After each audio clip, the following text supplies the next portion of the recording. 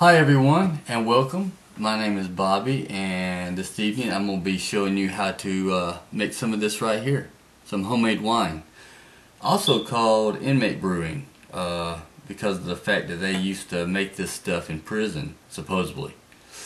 But anyway, I want to show you this evening the way that I do it, and before I do, I'd like to thank 3 people on YouTube. One of them's TC Rivers, the other one is terpsichoreankid, hopefully I pronounced that right, and craigtube. I want to thank them guys for uploading such informative videos, going over step by step on how to do this. It really taught me a lot. So let's get started. First off, what I have here, I have 2 different types of juices. I have the plum juice, and I also have a cherry juice. Now you can use any juice as long as it's a 100% juice, no preservatives or none of that crap in it. It's got to be 100%. I actually got some Concord grape, Welch's Concord grape.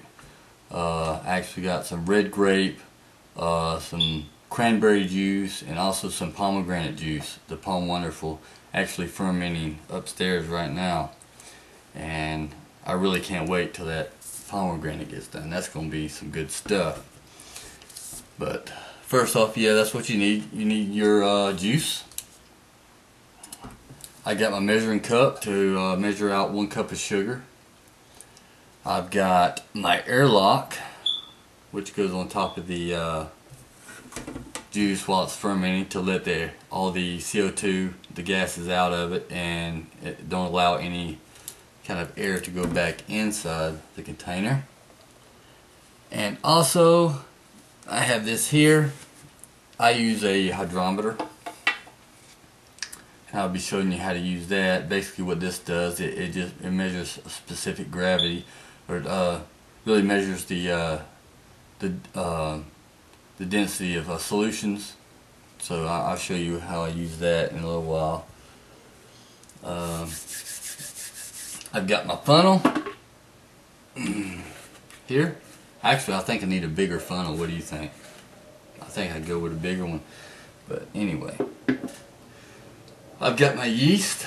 Now there are a couple of different types of yeast that you can use. Now this so-called Inmate Brewing has become a nice little hobby of mine now, because there's so many different, you can add 1-2 cups of sugar, you can use different types of yeast. I mean, you get different results every time. So I mean, I use the Lalvin wine yeast. This is the K1-V1116. I don't know if you can read that or not. You can use this. This is what I use. Again, Lalvin. This is the EC-1118. That's some pretty good yeast too. And also Lalvin 71B-1122. You can also use that. I think I got this one right here. This is specifically for like a white grape, I believe it was. And you can use this. This is just regular old bread yeast. I've used this. Now if you use this, I would definitely use a yeast nutrient, such as, you can simmer some raisins and pour the juice into your mix for a yeast nutrient. Be helpful. And I got this here. I've got a yeast starter right here, and what it consists of is I guess it's about a cup of water warmed up to about 106 degrees. I added a teaspoon of sugar, and I added my yeast to really get the yeast started up, wake the yeast up. Okay, I've got this container here, which I'm going to pour this juice into. If I use the same container, then I have to pour out so much, because I got to pour some sugar inside of it. into this mix, and I wouldn't have no room. So what I'm gonna do, I'm gonna pour this 48 flow ounces into the 64, and that should work pretty good. So let's get started here. I'm gonna go ahead and open this up, and we'll go ahead and pour it in.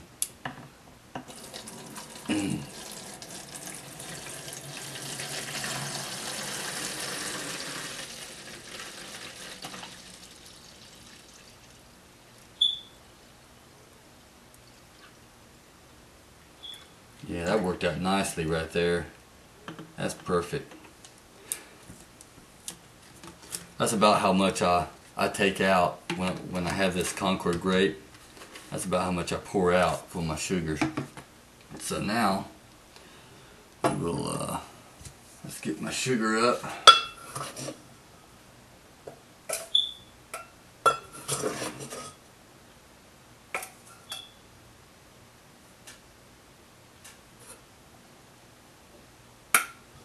So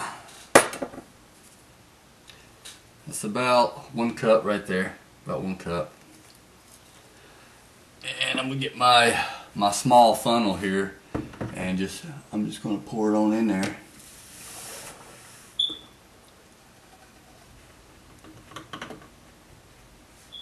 I may end up putting a 1.25 cups in there. I don't know yet. Let me see this right here. I gotta shake this up real quick. What you want to do, really get the sugars, really get them dissolved in the juice.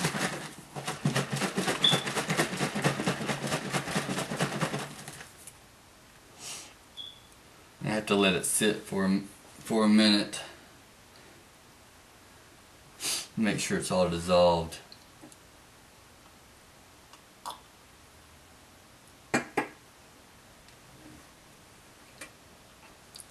Whew. That's some good stuff, man. I've actually had like 3 bad batches. Terrible, man. I mean, you're talking about it's like a very, very sweet. It's really too sweet, man, and really too sweet. And the bad batches actually come from the bread yeast. I mean, I've looked. I had people tell me that the bread yeast is not really that tolerant to alcohol. I mean, it'd die out about 7% alcohol, and I guess I had two cups of sugar, and once it got up to about 7%, the yeast died out, and the rest was sugar. I mean, it was nasty. I about died on that.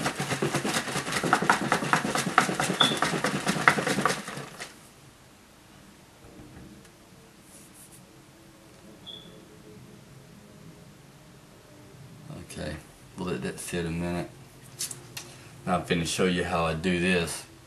Now you want to take a reading before you add yeast, and you want to take a reading after fermentation, and that'll tell you your alcohol percentage.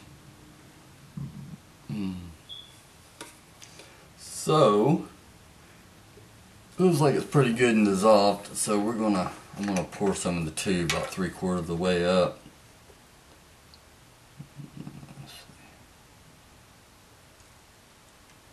Pour it nice and slow. Okay, we'll pour it about right there. Okay, just take this and drop it and just kind of spin it. You're gonna take your reading. Yeah, like usual.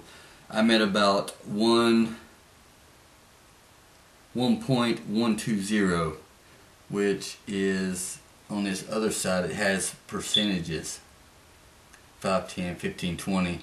What that is, I'm at the 15% mark right now. So once you start the fermentation, if the yeast does what it's supposed to do, it eats all the sugars up and turns it into alcohol.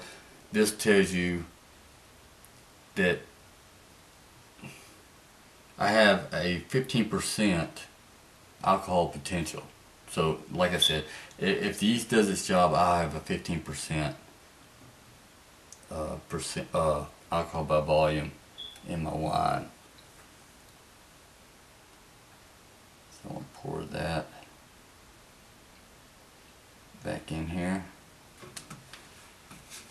Okay. Now that's that. Now, what you want to do next, give this another little shake here. Just to be on the safe side. Okay. Now what we'll do, we'll add our yeast starter in the mix.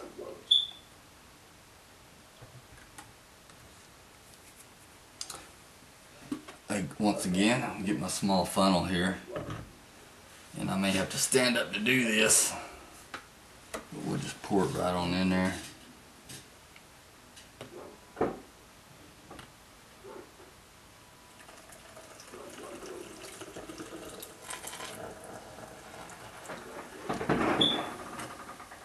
Ooh.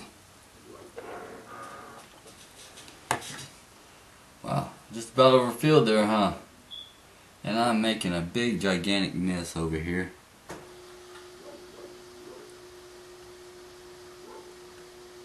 Well, I'll be doing some cleaning up after this video. Alright, now what you want to do is put your top back on it once you get your yeast inside. What you want to do, don't shake it real hard, just kind of be easy with it, just kind of get it all mixed in the juice. Just kind of move it around. Be easy with it.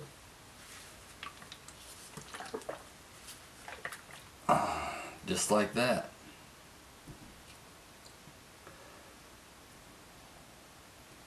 Another important thing to do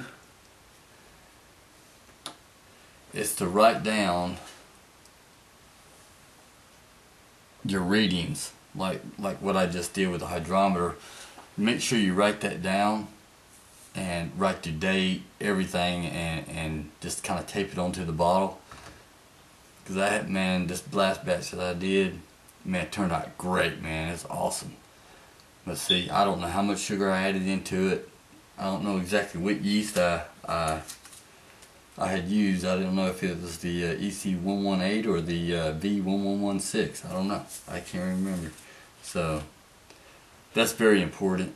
Write down your readings, write down what you do. So if it does turn out awesome, hey, you can do it again the same way.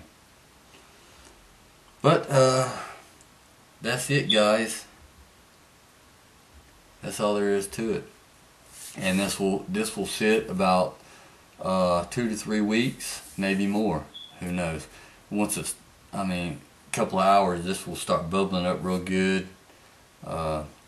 Doing its thing, and once it's about 2 or 3 weeks, once it starts bubbling, then you can test it again with this.